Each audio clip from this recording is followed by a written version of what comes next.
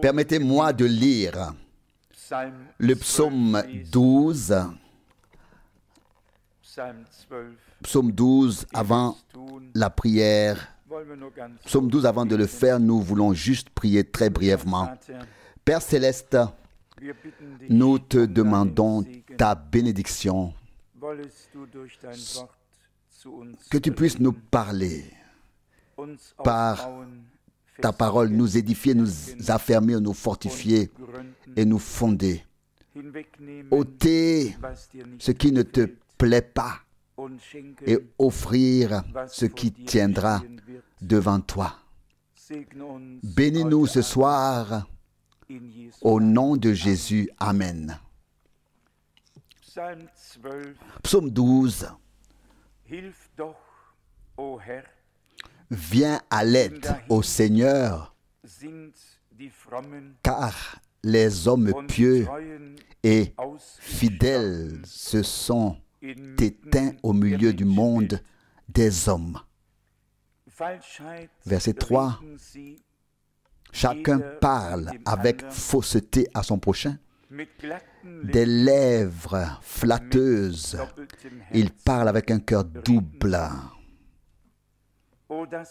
Verset 4. Oh, que le Seigneur détruise toutes les lèvres flatteuses, la langue qui parle avec arrogance. Verset 5. Qui disent, par notre langue, nous sommes de puissants héros. Notre bouche est à notre disposition. Qui nous maîtrisera? Verset 5. Maintenant le verset 6. À cause de l'oppression des faibles, à cause des soupirs des pauvres, je vais maintenant me lever, dit le Seigneur. Je vais apporter le salut à celui qui le désire. Verset 7. Les paroles du Seigneur sont des paroles pures, sont de l'argent affiné cette fois dans la fournaise. Verset 8. Toi, Seigneur, tu les garderas fidèlement. Tu nous protégeras contre cette race en tout temps. Verset 9. Contre les hommes sans Dieu qui s'enorgueillissent tout autour parce que la méchanceté s'épanouit au milieu de l'humanité. Où que l'on lise les psaumes, ils sont si actuels. Ils couvrent tout le temps parce qu'ils sont coupés et ciblés sur l'humanité et sur ce qui l'entoure et ce qui doit être traversé ici. David en particulier et d'autres hommes de Dieu ont parcouru cette terre et se sont trouvés dans les situations les plus diverses. Ils ont exprimé ce qui les animait. Ils sont venus voir leur Dieu et le lui ont dit. De nos jours aussi, les méchants, les impies, les hommes sans Dieu et les orgueilleux se pavanent la tête haute et ne savent pas à quelle vitesse elle peut être baissée. Comme il est écrit ici, toi Seigneur, tu les garderas fidèlement. Cela se rapporte aux paroles du Seigneur qui sont pures. Tu les garderas fidèlement. C'est une promesse merveilleuse. Une promesse directe. David a exprimé sa confiance en Dieu. Les paroles du Seigneur sont des paroles pures. Verset 8, toi, Seigneur, tu les garderas fidèlement. Tu nous protégeras. Dieu fait les deux. Il tient ses promesses, il garde et il est avec nous. Ce verset aussi, le psaume 12 toujours, le verset 6 maintenant. À cause de l'oppression des faibles, à cause des soupirs des pauvres, je vais maintenant me lever, dit le Seigneur. Et j'apporterai le salut à celui qui le désire, qui le demande. Aujourd'hui, nous désirons que Dieu nous crée le salut, qu'il accorde le salut, qu'il secourt, qu'il fasse preuve de miséricorde, qu'il aide et qu'il bénisse. Il veut venir en aide aux faibles, aux pauvres, à ceux qui gémissent, qui soupirent.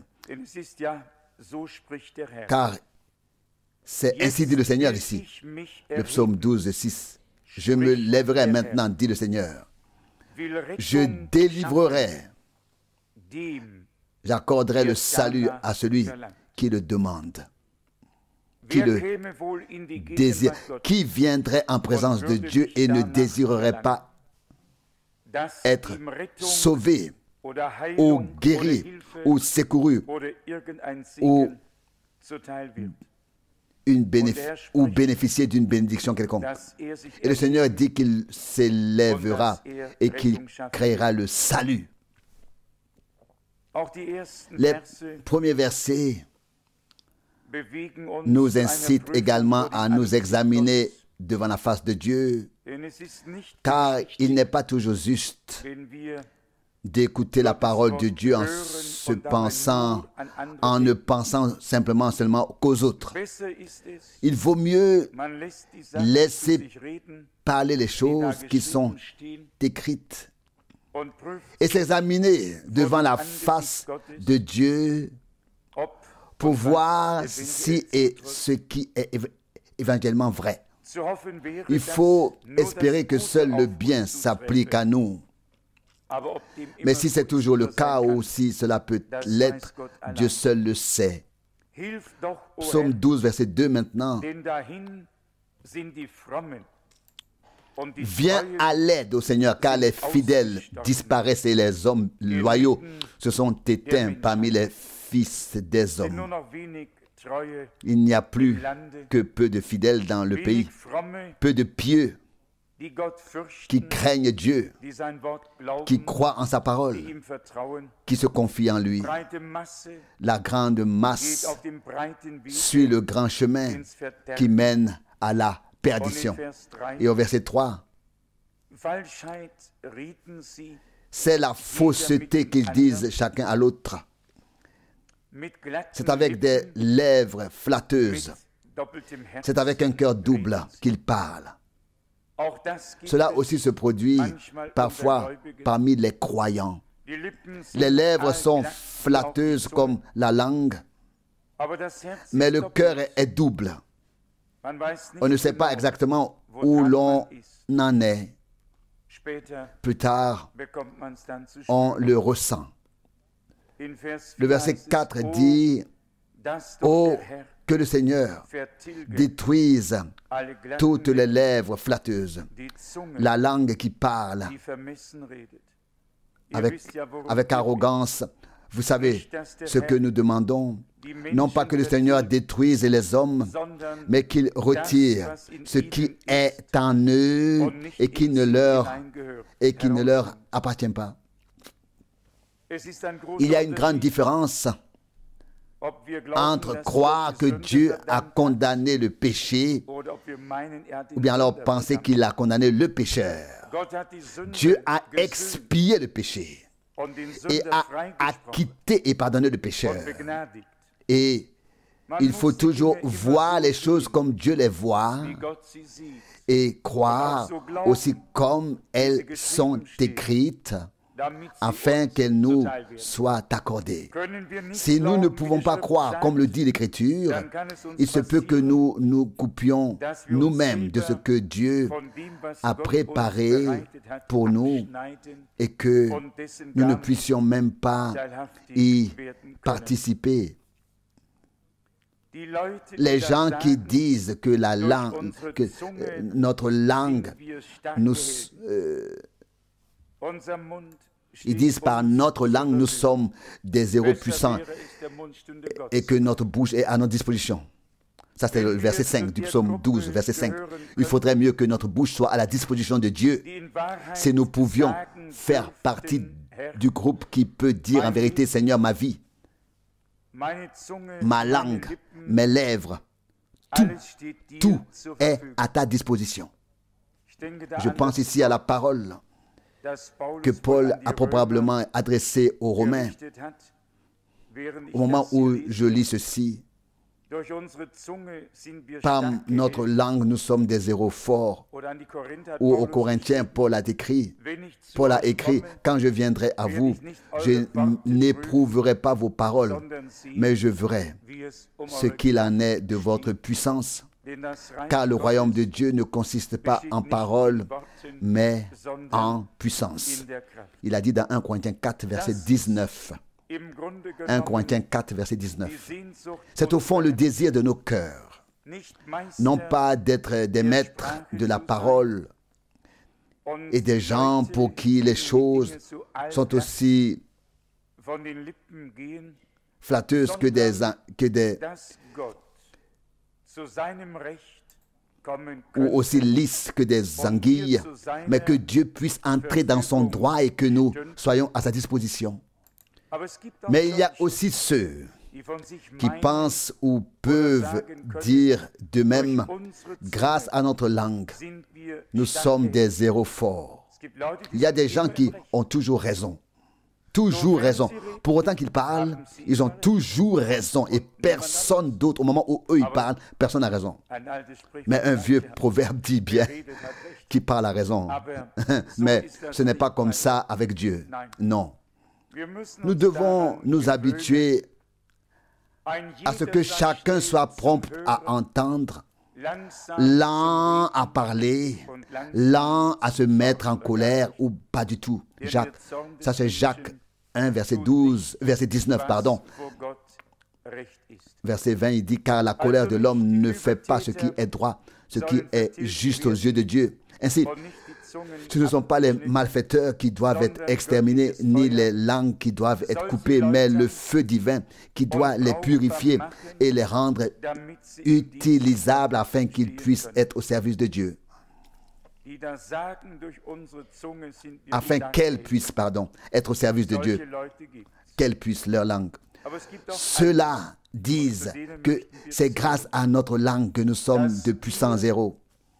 Il y a des gens comme ça, mais il y en a d'autres, et c'est parmi eux que nous aimerions que nous ouvrions notre bouche pour que Dieu puisse la remplir, pour que nous puissions lui offrir nos louanges et ne pas dire notre bouche est à notre disposition, mais que nous pourrions dire à notre Seigneur avec un cœur sincère, notre bouche est à ta disposition.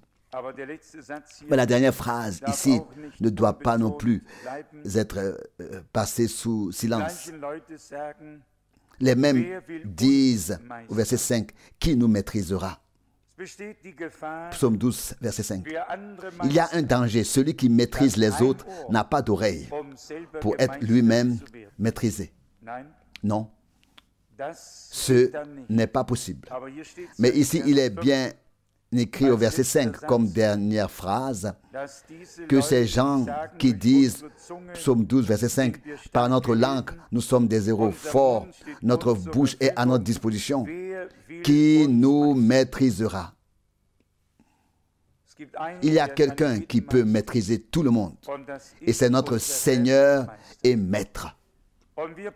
Et nous n'avons pas besoin de nous donner des leçons ni de nous maîtriser les uns les autres.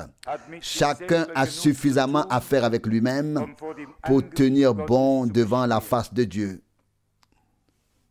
Aucun de nous ne sera assez présomptueux pour penser ou même dire qui veut nous maîtriser.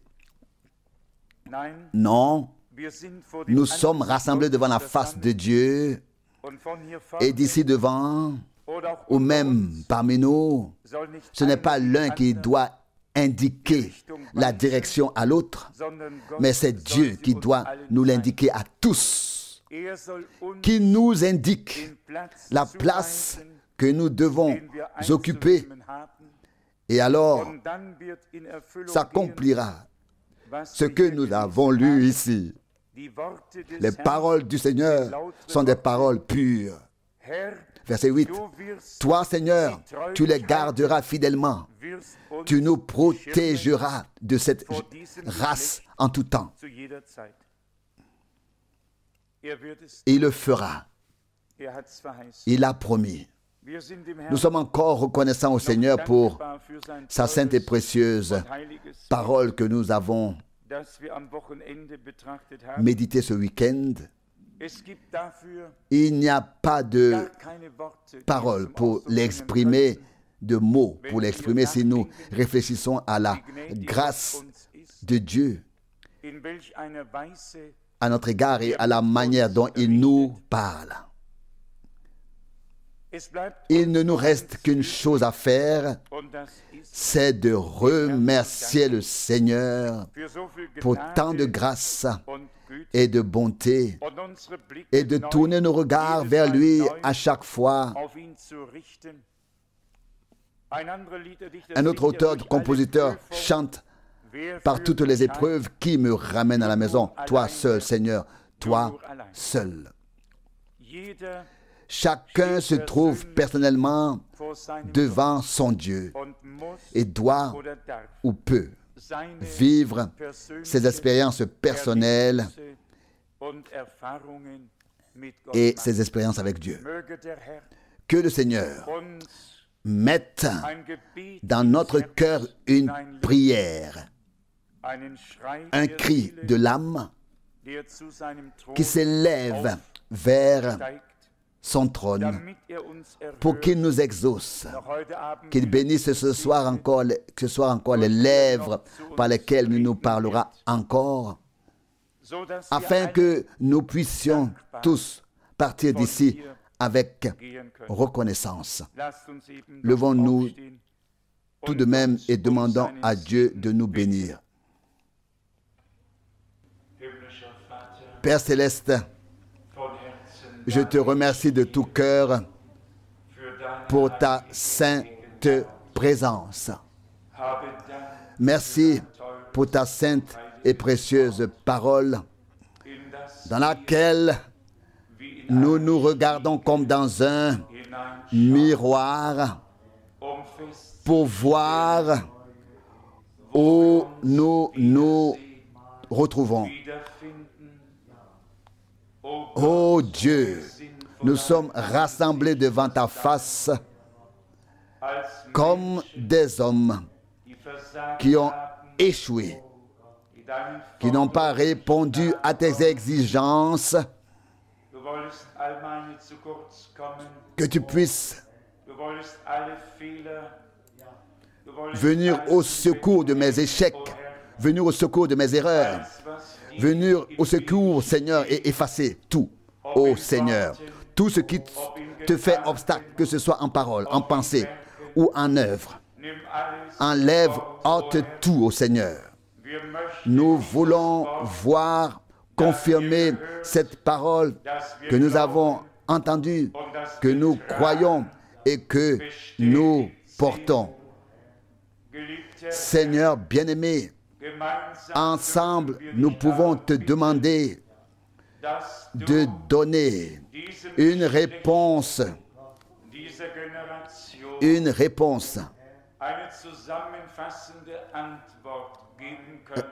comme dans un résumé. synthétique à cette génération. Seigneur, il serait digne de toi de faire à nouveau des choses telles qu'elles nous sont rapportées dans l'Ancien et le Nouveau Testament. Tu es le Yahvé de l'Ancien Testament. Aujourd'hui, le même Jésus. Nous te remercions pour cela. Le grand je suis. Ô Dieu, comme nous serions heureux de voir ta puissance se manifester sans nos efforts. Seigneur, fais-le encore une fois, comme tu l'as fait au jour des apôtres. Fais en sorte que des miracles et des signes puissants se produisent entre les mains de ceux qui portent ta parole comme confirmation de ta parole. Seigneur bien-aimé, nous avons entendu beaucoup de choses et nous t'en remercions. Tout cela a suscité en nous le désir de te voir comme le ressuscité, comme le présent. Sauveur bien-aimé, et en ce que nous t'avons affligé, que tu puisses pardonner, ne pas te retirer en colère, ni te retirer ou te tenir éloigné, ou te retenir au Seigneur, mais venir à nous et nous submerger chaque fois de nouveau par ta parole et par ton esprit, Seigneur fidèle, que mes lèvres soient unies par un cœur sincère pour dire ce qui doit être dit, non pour maîtriser, non pour avoir raison, mais pour proclamer en ton nom ta parole selon la vérité.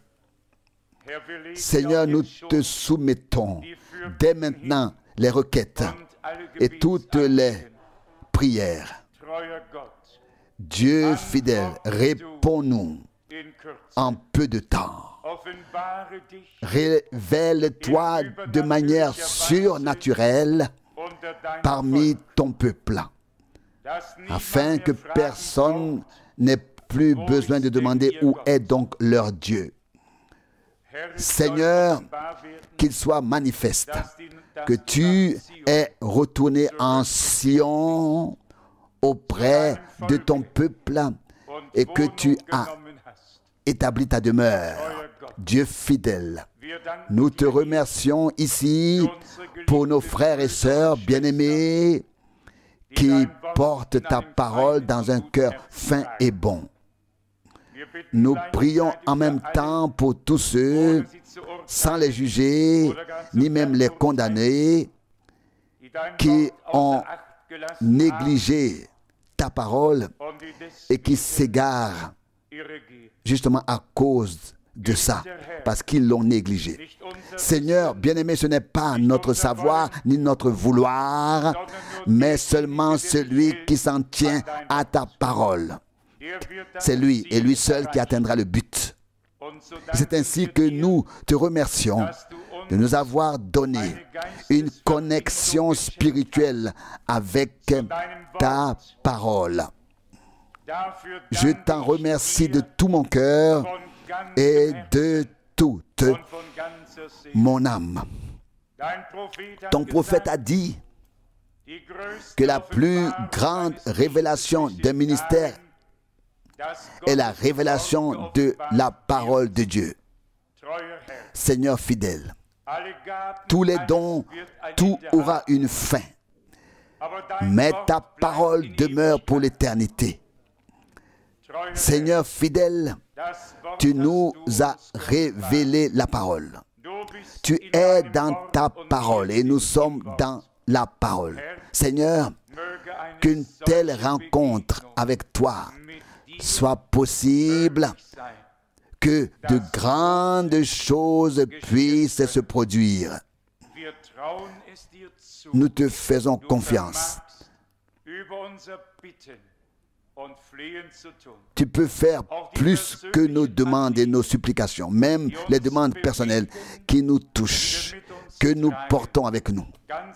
Peu importe qui ou quoi, nous te les confions et te demandons de rendre la justice, de prendre des décisions, afin que ta volonté soit faite maintenant, si près de ton retour.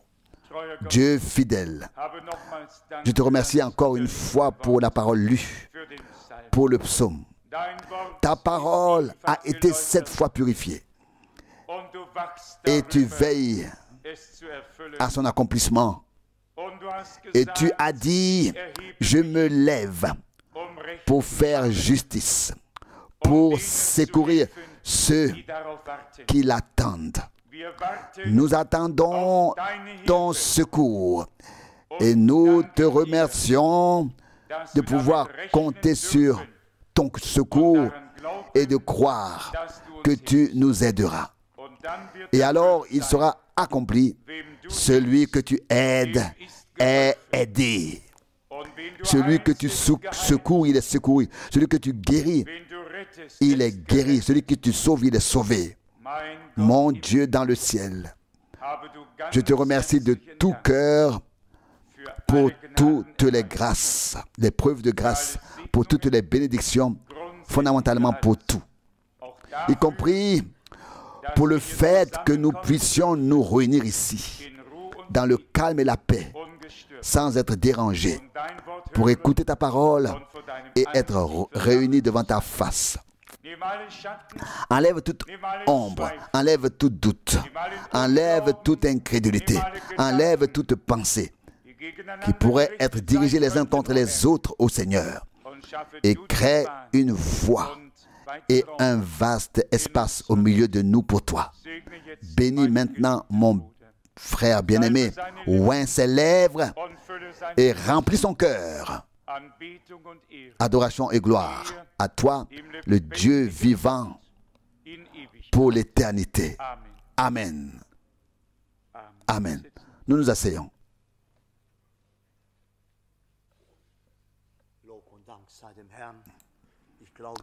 Que la louange et le remerciement soient rendus au Seigneur. Je pense que nous aurions dû continuer à prier. Nous avons entendu tant de sermons, tant de prédications, nous ne prions jamais assez. Nous devons beaucoup de remerciements à Dieu. Je pense que nous aurions dû dire, comme ce psaume a commencé ici, avec cette parole, ici, psaume 12, verset 2. Viens à l'aide au Seigneur, car les hommes pieux et les fidèles disparaissent. Je pense que c'est peut-être ainsi que nous devrions tous commencer, par ces paroles, et le penser vraiment. Certes, il en était ainsi en ces jours-là, mais tout se répète toujours. Cela revient toujours. Et nous pouvons dire la même chose de nos jours. Les pieux et les fidèles ont disparu, oui. Ils ont disparu, oui. Mais que Dieu nous fasse la grâce que nous puissions persévérer encore. Qu'il y ait encore des gens sur terre qui persévèrent et qui sont gardés de toutes ces choses jusqu'à la fin. Car nous savons que ce n'est pas le début, mais la fin qui est couronnée. Vous savez que je ne suis pas un prédicateur et j'aurais préféré que Frère Franck continue à parler. Je n'ai pas de parole, mais je vais lire un peu dans la parole. Et cela, je pense, ira même dans le sens de ce que nous avons entendu ici.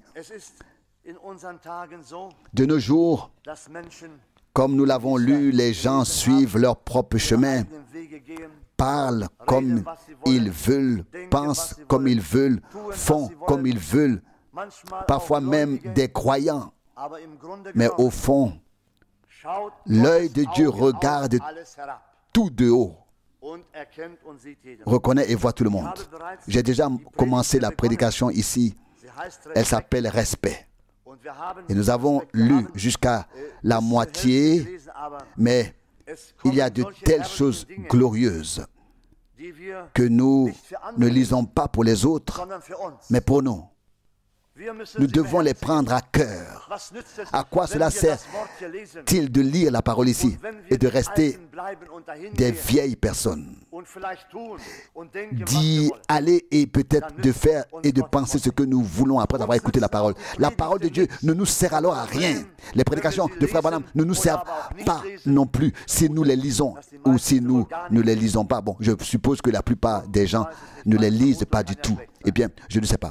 Mon hypothèse peut être mauvaise. Oui, elle n'est pas vraie, c'est bien. Elle n'est pas censée être vraie, mais j'ai déjà constaté à maintes reprises qu'elle était souvent vraie. Eh bien, mais nous sommes reconnaissants à Dieu de pouvoir être ici ensemble. C'est Frère Branham qui parle. Myriam n'avait pas de respect. Aaron n'avait pas de respect. Sommes-nous en train de dire que nous en avons? Ces hommes, ces gens ont vu les plus grandes choses que Dieu a faites dans leur temps, mais ils n'ont eu aucun respect pour Moïse, que Dieu a choisi, élu, et pour les choses que Dieu a faites. Peu importe qui vous êtes, chrétien ou non, vous devez quand même respecter Dieu et aussi ce qu'il fait, ou en assumer les conséquences. C'est tout à fait certain, comme cela est exprimé ici. Celui qui n'a pas respecté la parole de Dieu, qui n'a pas respecté son messager, qui n'a pas respecté ses prophètes, a dû en subir les conséquences. Il en a toujours été ainsi. Il en sera de même de nos jours. Il n'en sera pas autrement. Peu importe qui nous sommes, je pourrais passer des heures. C'est ce qu'écrit ici Frère Branham. C'est ce que dit Frère Branham ici. Je pourrais passer des heures à témoigner de ce que j'ai vu se produire dans ma vie, dans d'autres pays et dans d'autres parties de la nation, dit Frère Branham. Mais je dois laisser cela de côté. Je veux juste que vous compreniez ce que j'essaie de dire. Vous devez avoir du respect. J'ai vu des jeunes à l'assemblée qui ricanaient et riaient. Et en moins de 24 heures, ils étaient écrasés sur la route par une voiture. J'ai vu des jeunes assis à l'assemblée. En un an, quand je suis arrivé à un endroit et quand j'y suis retourné après environ 6 mois, ils étaient tous soit morts, soit tués, soit frappés par des maladies ou des choses comme ça. C'est vrai. Vous devez avoir du respect pour les choses de Dieu. Je me souviens d'une certaine jeune fille, un soir où je prêchais dans une grande assemblée baptiste du Tennessee. C'était la fille d'un diacre. Ce soir-là, elle se tenait à la porte et m'attendait. Lorsque j'y suis arrivé, elle m'a dit, « Je veux que tu saches une chose. Maintenant, ne me mets plus dans une situation aussi embarrassante. » Je lui ai répondu, « Dieu t'a appelé. » Elle a rétorqué n'importe quoi. « Je suis jeune et j'ai encore tout le temps. » Et elle a ajouté, « Mon papa a assez de religion pour nous tous à la maison. » J'ai dit, « Ce n'est pas assez pour toi, ma sœur. Chacun doit croire pour lui-même. » Elle a répliqué, « Si j'ai le désir que quelqu'un me parle de cela, je prendrai quelqu'un de normal et pas quelqu'un comme toi. » Pouvons-nous imaginer à quel point les gens peuvent être élevés dans leurs pensées et dans leurs discours, dans tout? Eh bien, nous ne voulons pas juger cette personne. Nous devons nous demander, qu'en est-il de moi? Qu'en est-il de toi? Qu'en est-il de nous tous? Je lui ai répondu, pars tout de suite, pars tout de suite. Dis ce que tu veux. Ça ne me dérange pas. Mais un jour, tu le regretteras. Peu de temps après, j'arrivais dans la même ville. Elle descendit la rue. Son jupon dépassait. Elle avait l'air négligée, une cigarette à la main, et m'offrait une gorgée de whisky. La même fille, et c'était son témoignage qu'elle donnait. Tu te souviens de la nuit où tu m'as appelé là-bas? C'était la vérité. Et elle a continué. L'Esprit de Dieu m'a rendu témoignage ce soir-là et a voulu que je vienne. Depuis, j'ai pu voir l'âme de ma mère brûler en enfer comme une crêpe et en rire encore.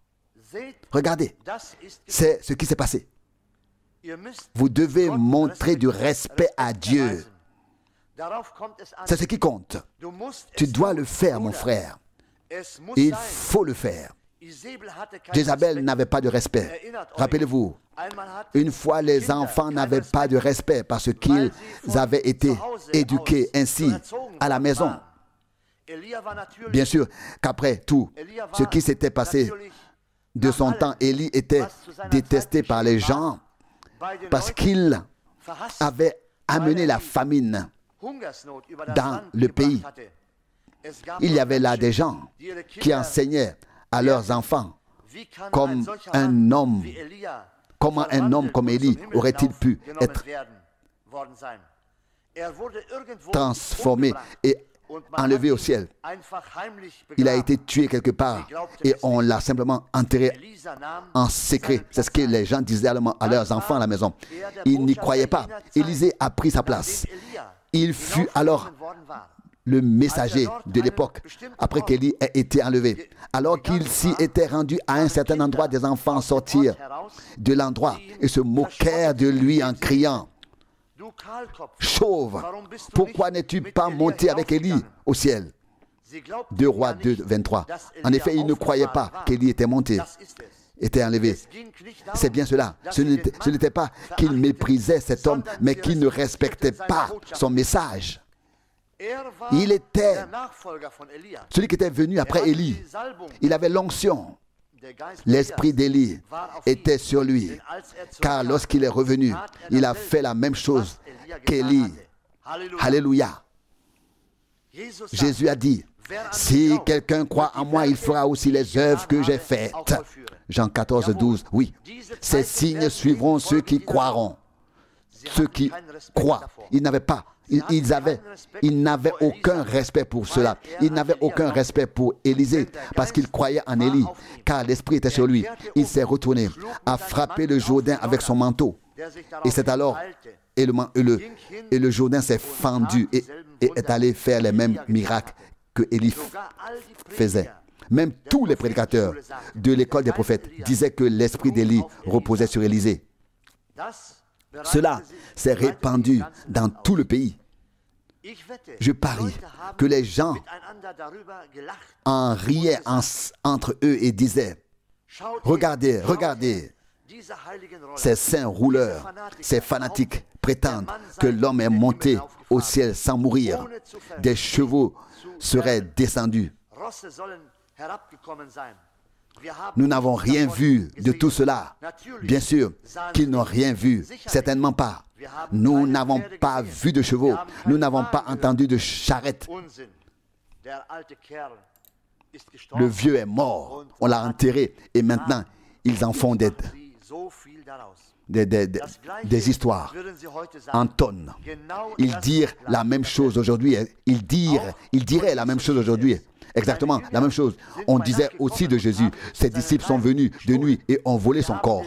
Matthieu 28, 13. Ils ont donné de l'argent aux soldats. Ils ont donné de l'argent aux soldats pour qu'ils témoignent de cela. Pourtant, il est ressuscité d'entre les morts. Élie est monté au ciel dans un char de feu avec des chevaux de feu. 2 Rois 2, 11. Alors que ce jeune prophète montait sur le chemin, il arriva à une localité. Il avait perdu ses cheveux de bonheur. Alors qu'il marchait ainsi, des enfants coururent derrière lui en lui criant, « Pourquoi n'es-tu pas monté avec Élie, vieux chauve ?» Il se comportait de manière irrespectueuse envers lui. Que fit Élisée? Il se retourna par la puissance de l'esprit et maudit ses enfants. Que s'est-il passé? 2 ours sortirent de la forêt et déchirèrent 42 d'entre eux. 2 Rois 2, 24, c'est vrai. Être irrespectueux, manquer de respect, vous ne devez pas le faire. Vous devez respecter Dieu, lui témoigner du respect. Si les pères et les mères de ces enfants leur avaient dit, on dit qu'Élie a été enlevé. Nous ne pouvons pas en juger. Pourtant, nous ne savons pas si c'est vrai ou non. Le mieux est de ne pas dire un mot à ce sujet. Continuez simplement à marcher quand il passe. Nous avons appris qu'il vient en ville aujourd'hui pour tenir une réunion de rue. S'il vient et que les enfants le croisent sur le chemin de l'école, dites simplement « Bonjour ». Bonjour, révérend, ou bonjour, monsieur, ou quelque chose comme ça. Saluez-le. Mais au lieu de cela, on leur a sans aucun doute dit autre chose à la maison. Ils ont entendu papa et maman rire ensemble à table et dire, qui peut le savoir? On dit que le vieux saint a été enlevé. Peux-tu croire une telle chose? On raconte que ce type chauve comme une citrouille alors qu'il n'a pas encore dépassé les 35 ans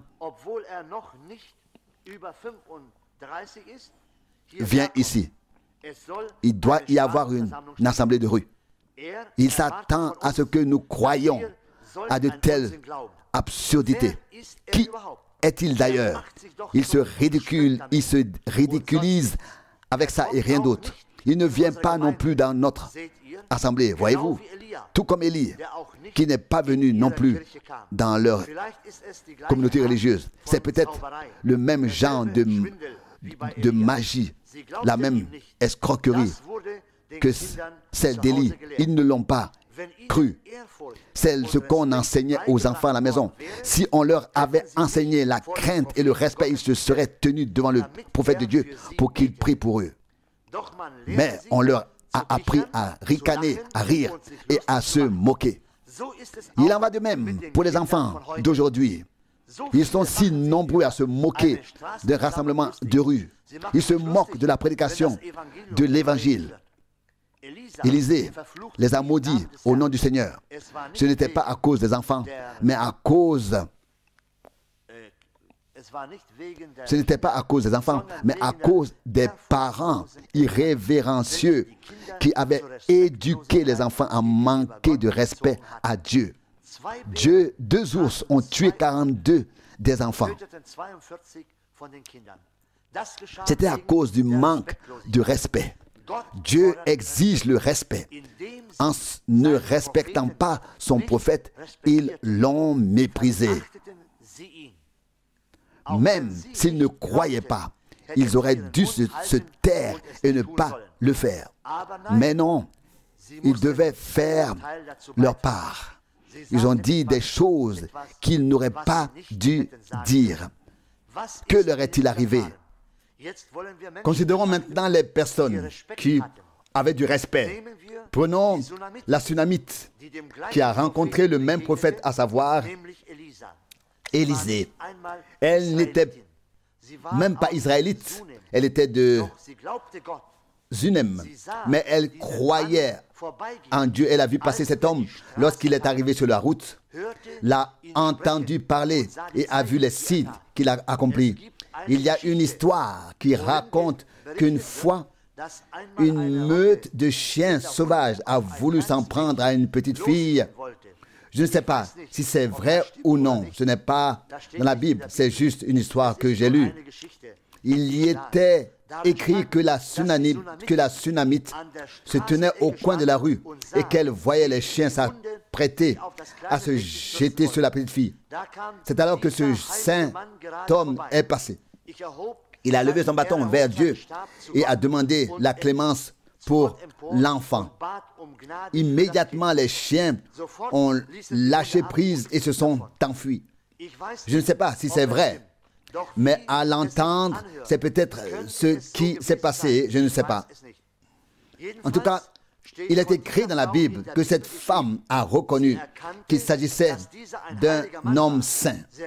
Elle l'a reconnu. Il s'était donc passé quelque chose. Elle comprit ce qu'il était et reconnut qu'il était un saint homme de Dieu. 2 Rois 4, 9. Elle ne lui a pas manqué de respect comme Jézabel, mais elle lui a témoigné du respect. Elle dit à son mari, nous sommes pourtant capables d'aménager une chambre dans notre maison pour cet homme. Nous voulons mettre à sa disposition un endroit où il pourra se reposer. Je l'ai observé. Il vieillit. J'ai vu que sa barbe est déjà parsemée de cheveux blancs. Ses bras sont fins et faibles. Il s'appuie déjà beaucoup sur son bâton. Quand il passe par ici, sous le soleil brûlant, il est vêtu d'une peau de mouton qu'il a nouée autour de lui. Le récipient d'huile a vu son corps rouge et brûlé par le soleil.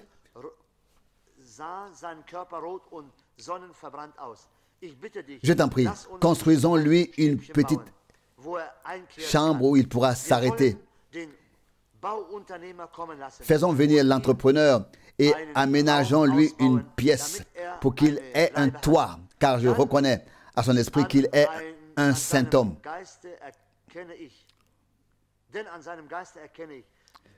Qu'il est un saint homme. C'est un homme de Dieu. Oh, quelle différence! Son mari était d'accord. Il a peut-être dit, chérie, moi aussi j'ai vu cet homme. Je l'ai écouté et j'ai observé et j'ai vu ce qu'il faisait.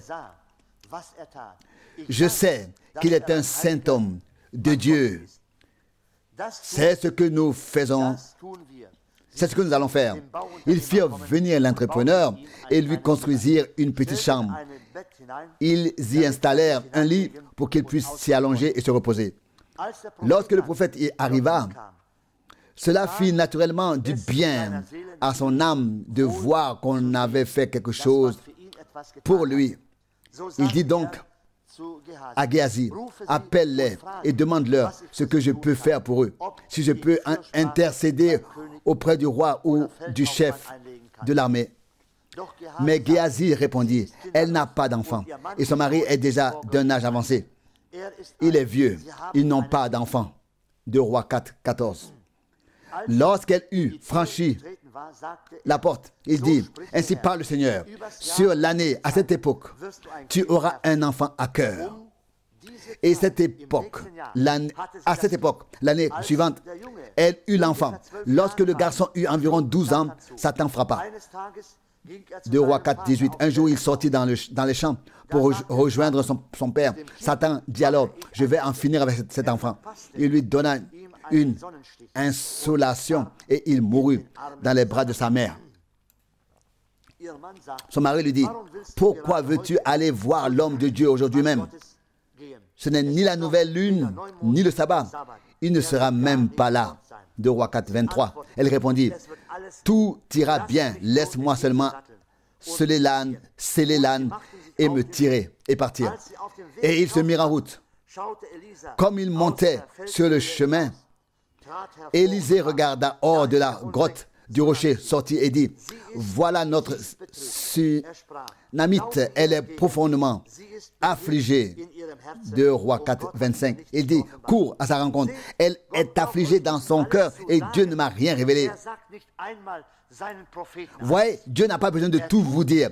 Il ne dit même pas tout à ses prophètes. Il fait ce qui lui plaît, car il est Dieu. Amen. N'est-ce pas merveilleux? Quel exemples magnifiques. Que se serait-il passé si Élisée avait dit, « Oh Dieu, pourquoi ne m'as-tu pas dit pourquoi ils viennent? Pourquoi ils venaient? Pourquoi ne m'as-tu rien fait savoir? » Dans ce cas, rien ne lui aurait été montré. Mais avec Élisée, tout allait bien, peu importe ce que c'était. Quand il l'a fait, la femme s'est exclamée, « Aussi vrai que Dieu est vivant et que ton âme est vivante, serviteur de Dieu, je ne te quitterai pas, je resterai ici jusqu'à ce que Dieu donne une vision. » Élisée attendit encore un peu, puis il se saignit les reins, prit son bâton et s'en alla. Il se rendit ensuite dans la chambre où se trouvait l'enfant mort, fit quelques fois les 100 pas dans la pièce à cause d'une femme respectueuse, d'une femme qui le respectait et d'un homme qui le respectait. 2 Rois 4, 34. Ceux qui croyaient qu'il était un homme de Dieu, il allait et venait dans la chambre jusqu'à ce que Dieu réponde. Amen. Puis il se coucha sur l'enfant qui éternua 7 fois et il le prit et le donna à sa mère. Qu'en était-il de Marthe? Elle pensait toujours à préparer un bon repas pour Jésus. Dans Luc 10, 39, Marie voulait entendre la parole de Dieu. C'est pourquoi elle s'assit et l'écouta. Elle ne se souciait pas de savoir si les coussins étaient frais, si les rideaux étaient poussiéreux ou non. Marthe voulait toujours lui préparer un bon repas et s'assurer que la chaise était mouleuse, qu'elle était à sa place et que tout était propre. Elle voulait toujours faire quelque chose pour Jésus à sa manière et Marie voulait faire quelque chose à sa manière. Mais un jour, il fut question de Lazare. Beaucoup de gens parlaient contre Marthe et pensent qu'elle aurait dû être plus intéressée. Oh non, un instant. S'il vous plaît, le temps est venu où Marthe a pu, elle aussi, montrer son intérêt. En effet, lorsque Lazare, son frère, était en train de mourir, elle l'a envoyé chercher pour qu'il vienne prier pour lui dans Jean 11, 3. Mais il ne vint pas. Il ignora son appel et alla ailleurs. Elle envoya encore une fois, mais il ne répondit toujours pas à son appel. Quand il vint enfin, elle l'entendit à travers. Elle aurait pu aller à sa rencontre pour lui dire, pourquoi n'es-tu pas venu tout de suite? Pourquoi n'es-tu pas venu quand je t'ai appelé? Mon frère était couché là, malade. Nous avons quitté notre assemblée, notre organisation. Nous avons tout fait pour suivre ton message, car nous croyons que tu étais un homme de Dieu. Mais comment un homme de Dieu pourrait-il agir ainsi? Nous, les 3 orphelins, avons gagné notre vie en confectionnant des tapisseries pour le temple. Nous y étions membres, comme l'étaient déjà nos pères et nos mères. Tu nous as entraînés dans cette escroquerie. Nous avons cru ce que tu enseignais en disant que tu étais le Fils de Dieu, un prophète envoyé par Dieu, et ainsi de suite. Comment pouvons-nous te croire maintenant, toi, un homme qui n'a pas écouté quand je t'ai fait appeler, lorsque j'étais dans le besoin et que j'avais besoin de toi? Tu n'as pas tenu compte de mon message et tu es parti. Je t'ai envoyé une nouvelle fois et tu l'as à nouveau ignoré. Pourquoi as-tu agi ainsi? Et si elle avait agi ainsi, l'histoire de ce soir serait bien différente. Qu'a-t-elle fait? Non, elle courut à sa rencontre, là où il était venu, se jeta à ses pieds et dit, Seigneur, si tu avais été ici, mon frère ne serait pas mort. Jean 11, 32. Oh, c'est cela. Qu'est-ce qu'elle a fait? Elle avait du respect. Elle était en présence de Dieu. Elle le respectait.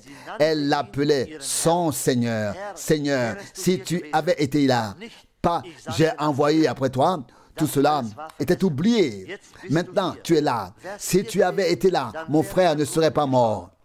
Il répliqua, ton frère ressuscitera. Elle lui répondit, oui, Seigneur, je sais qu'au dernier jour, il ressuscitera. Mais il dit, je suis la résurrection et la vie. Celui qui croit en moi, même s'il est mort, vivra. Et celui qui vit et croit en moi ne mourra pas pour l'éternité. Celui qui me reçoit, reçoit celui qui m'a envoyé, a dit Jésus. Celui qui ne me reçoit pas ne peut pas non plus le recevoir.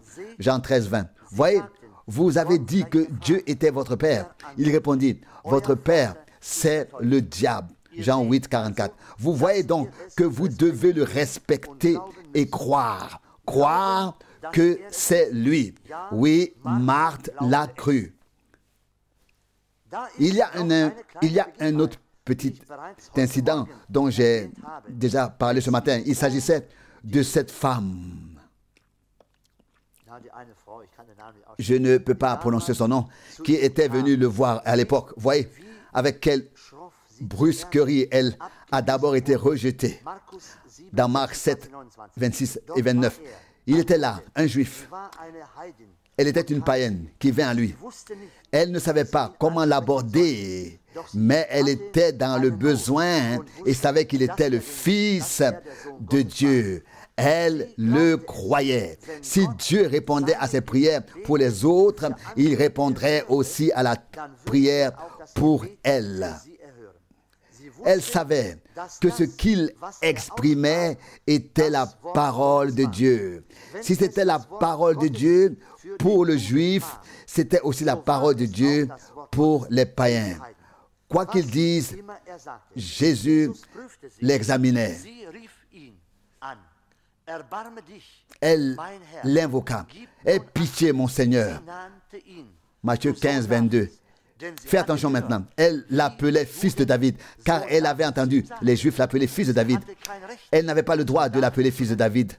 C'est ainsi qu'un Juif se serait adressé à lui, parce qu'elle l'avait entendu de la part des autres.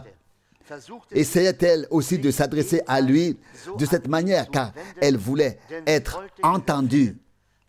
Ce faisant, elle voulait exprimer son respect. Elle ne l'a pas dit comme ça. Jésus l'aurait reconnu tout de suite. Il l'aurait su. Quand elle est venue à lui, elle a dit, « Aie pitié de moi, Seigneur, fils de David. Ma fille est l'objet d'un mauvais plan de la part d'un esprit malin. » Matthieu 15, 22. Matthieu 15, 21, 22. Il se tourna vers elle et dit, « Il n'est pas juste de prendre le pain des enfants et de le jeter aux chiens. » Marc 7, 27. Ce n'était pas un coup de poing, ça. C'en était un. Non seulement, il a refusé. Non seulement il a refusé sa demande, mais en plus, il l'a traité de chien. Vous savez que chien est l'un des pires termes de la Bible. Il a dit, il n'est pas juste de prendre le pain des enfants et de le donner aux chiens. Ce à quoi elle répondit, « Oh, si Seigneur, Seigneur. » Maintenant, elle avait compris. Pour elle, il n'était pas le fils de David, mais le Seigneur. Elle dit, « Oh, si Seigneur. » Les petits chiens reçoivent aussi à manger des morceaux qui tombent de la table de leur maître. Marc 7, 28. C'est ainsi que cela s'est produit. Cela montre son respect. Jésus se tourna vers elle et lui dit, « Ô femme, ta foi est grande. Rentre chez toi. Tu trouveras ta fille comme tu l'as cru. » Marc 7, 29. C'est cela. Pourquoi cela s'est-il produit? C'était son attitude. Que se serait-il passé si elle s'était détournée après qu'il ait dit, « Il n'est pas bon de prendre le pain des enfants. » En d'autres termes, ce n'est pas légal. Supposons qu'une catholique vienne et dise, « Oh, frère Branham, je sais que Dieu répond à tes prières pour ces personnes ici. Prierais-tu aussi pour moi? » Et je répondrai, Il n'est pas juste que je prenne le temps auquel les enfants ont droit. Je suis ici pour prier pour ces pentecôtistes, pas pour les catholiques. Que dirait-il de cela? J'imagine qu'elle se serait enfuie en courant. Mais cette femme dit, c'est vrai, Seigneur, c'est vrai, Seigneur. Mais nous, les chiens, nous sommes prêts à manger même les graines de pain qui tombent de la table de leur maître. Voyez, cela le saisit immédiatement. Il se tourna vers elle et dit, ta foi est grande. C'était son attitude, son respect. Elle respectait Dieu en lui témoignant du respect. Peut-être seulement jusqu'ici, cette parole précieuse. Je pense qu'à partir de ces exemples, nous en avons assez dit. Que Dieu nous fasse grâce. Nous savons qu'il y a beaucoup d'irrespect à notre époque, mais que Dieu nous aide à respecter la parole de Dieu, à respecter les hommes de Dieu, les prophètes que Dieu a établis, que nous respections tout, comme Frère Branham l'exprime ici.